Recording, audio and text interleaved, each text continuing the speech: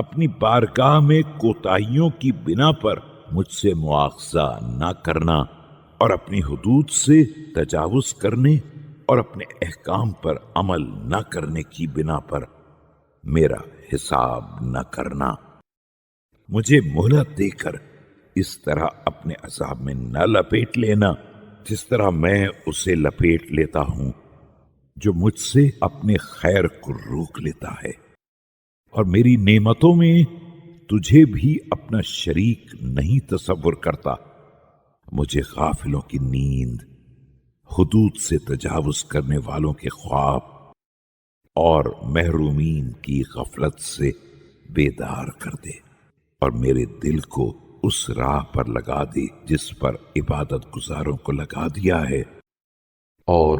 اس عبادت کی طرف مائل فرما جو عبادت گزاروں سے تو نے چاہی ہے، اور جس کے سہارے سستی کرنے والوں کو عذاب سے نکال لیا ہے۔ ان چیزوں سے پناہ دے دے جو تجھ سے دور کرنے والی ہوں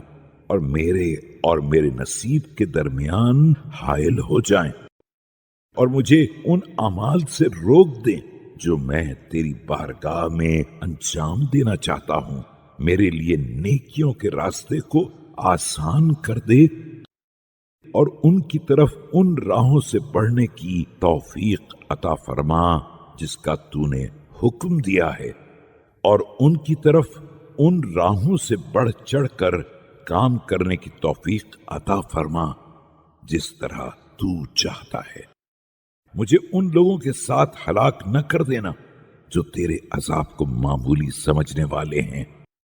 اور ان کے ساتھ برباد نہ کر دینا جو تیری ناراضی کا سامنا کرنے والے ہیں۔